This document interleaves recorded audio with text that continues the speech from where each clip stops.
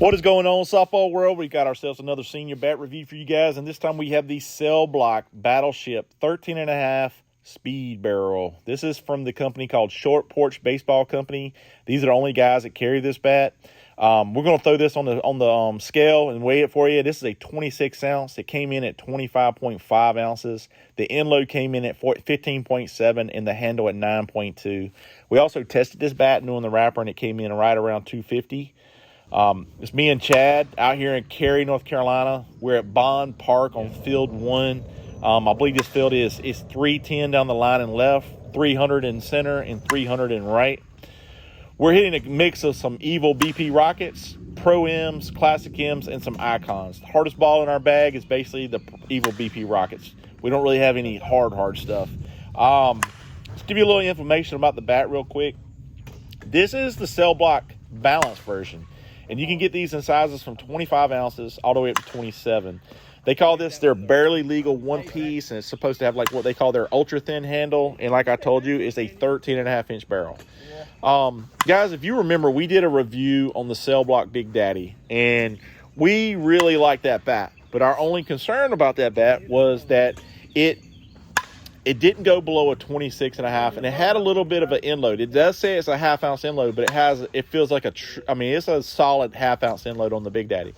Well, our concern was for the smaller guys or much older gentlemen that would want something a little bit lighter. They didn't offer anything. Well, they have this balance version, and this should be able to work for you guys. If you're a guy that this would be honestly ideally for a guy that likes to spray the ball, aim for a hole in the infield, and drive it through. But that doesn't mean you can't blow it out of the park. As you can tell right here, Chad's really driving the ball. He's keeping the ball down right here, and he's just really trying to drive the ball. And you can see how the ball's coming off this bat. Well, Chad hits an upper in the 90s on his exit velo number, so he doesn't have a problem blowing the ball out of the park with this bat. But he also doesn't have a problem keeping it down and just driving the ball. Now, you take someone like me. I hit it down in the 70s. On exit velo numbers. I'm a spray hitter, and I'm usually a guy that's going to look for a hole and try to kind of go there hard, or just kind of hit it over the infielder's head to try to get on base. I'm a table setter. That's kind of like what I am, and whereas Chad might be more of like a table clearer. And that's kind of, everybody has a different approach. Now, as you can tell by the numbers on the bat, when I scaled them in, it had a higher handle weight. And some people get all bent out of shape about handle weights and end load weights, but honestly, guys, it's not a cookie cutter system to go by. Honestly, it depends on the batter. Everybody's different. Me and Chad are completely different. So that doesn't mean that everybody has to have go by the same scale weight. It has to have the same scale numbers, because everybody's different. Not everybody's a big guy. Not everybody's a big power hitter, ideally. But that doesn't mean that, hey, the bigger guys, hey, you go with what works for you, but you don't have to go by those cookie cutter numbers or something to prove that this bat, isn't a good bat.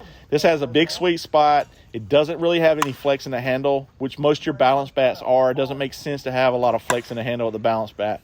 But it's not a stiff handle either. But I just felt like at ease with this bat with a bigger sweet spot. I felt like I could easily manipulate it because it was a balance bat. Some people have a hard time making a balance bat where they make too much handle weight and not enough end load, and it feels like you're swinging a wiffle ball bat. This is not the case. It felt good in your hands. We had an absolute blast hitting this thing. The ball jumps off the barrel, and like I said, big sweet spot. We didn't really get any for a one-piece bat. We didn't get a lot of ring up on our hands. But I'm going to sit here, guys, and let you watch a little bit more swings with us. And I'm going to stay here. I'm going to stay tuned and let you watch some more swings. And I'll still comment on a few things. And the sound on this bat was incredible. Just really loud. But it does help we're hitting here amongst all the trees surrounding us. So it makes it a little bit louder, so we get a little bit more of an echo. Yeah, but I'm trying to cut it. But, of course, like I said, the only place that offers this is Short Porch Baseball Company, so you'd have to go to their website to order it. And I believe it's on sale right now for like $189. So go take a look there, guys, and see what I'm talking about. Now, when we got done, I probably put about 50 swings on this thing before I went and hit with Chad. And then we put about 150 or more ourselves. So when we got done, the compression dropped right around 215. At the end of the video, you'll see. So if you're a dude trying to hit it to the infield, is the perfect bat for that. With something on it. It's the best one we got. It's the best senior bat balance. Yeah. I would have to say the best balancing. And that was a good, that was good to hear while we're hitting. Sometimes I forget some of the stuff to say. But guys, that's it. Until next time, keep hitting it, and we'll talk to you guys later. Thank you. I'm like, bro, the only thing, don't. The nozzle. Do that right there. Oh man, that'd have been nasty.